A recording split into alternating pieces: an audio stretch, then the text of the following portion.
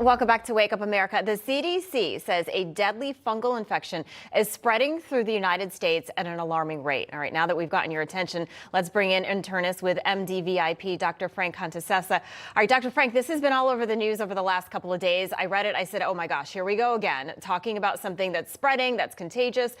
Talk to us about this fungus and how does it spread? Sure. Good morning, Allison. I thought the same thing when I read the headlines. Here we go again. To me, there are some parallels, at least in the way the news is being presented, to the monkeypox outbreak. You have a potentially dangerous, potentially deadly infectious organism that really only affects a very small percentage of the population. So when we're talking about Candida auris, which this fungus is, we're talking about people who have immunocompromised, the very sickest, the very weakest of us. Normal, healthy people have nothing to fear from this particular fungus. So we're talking about nursing homes, long care facilities, things of that nature.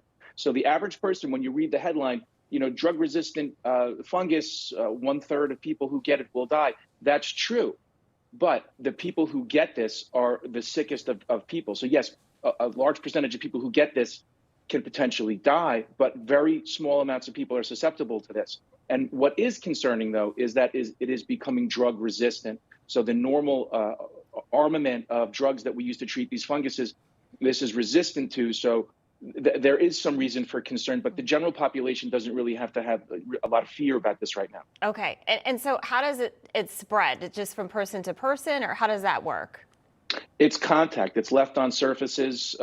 When you touch a surface, there are people who walk around with this who are not sick by it. They're colonized. So you can have healthy people who are not made ill from the fungus. It's just on their skin. It could be on their clothes, and it lives on surfaces for a long period of time. So what's important is for long care facilities and hospitals to maintain high standards of sanitization and cleanliness, because if they do that and they keep the rooms clean and they follow procedures, then you can keep this thing under control. And then, so what is it? It starts off just as, something on your skin, and then it just spreads throughout your body. And then does it affect you internally as well?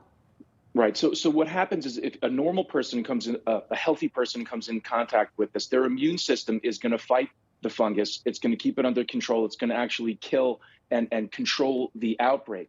Someone whose immune system is weakened are not going to be able to mount that response. The fungus can start to grow in the bloodstream. And it's sort of like the fungal equivalent of sepsis. We've all heard of sepsis with bacteria. This is sort of the fungal equivalent of that. Okay, what are some of the symptoms besides just seeing a mark? Because I think people watching are going to say, look and say, I see something on my arm, and then get nervous about it. Sure. No, it's mostly fever and systemic symptoms. So it would look like flu-like symptoms. Okay. All right. And talk to us about how can you, protect yourself from it, especially, if we're taking care of elderly parents or somebody that, is in a nursing home. Sure. So the average person isn't going to have to think about this. They're going to go about their business. They're going to wash their hands. They're going to just live their normal life. If you're taking care of somebody, or if you work in one of these kinds of facilities, it's important to maintain hand washing, all of the rules and the protocols that are set in place by these facilities.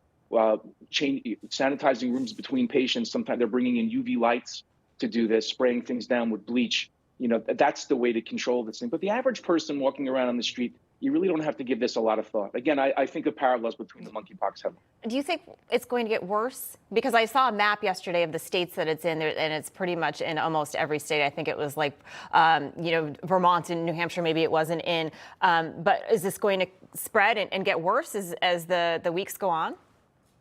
It potentially could, Allison. We are seeing it spread, and we're seeing more people colonized with it. So I think there is the potential for spread, but it would be limited to these long care facilities and hospitals, ICUs, and things like that. But I do think that we can see a spread of this, barring some change to the fungus, where it would evolve and start to affect people with healthy immune systems. Again, the general population doesn't really have to think about this. All right. Well, Dr. Frank Contacessa, thank you for easing my concerns as I was reading about this last night. Appreciate it. Thanks for joining us today. Thanks, Allison. Of course. Stay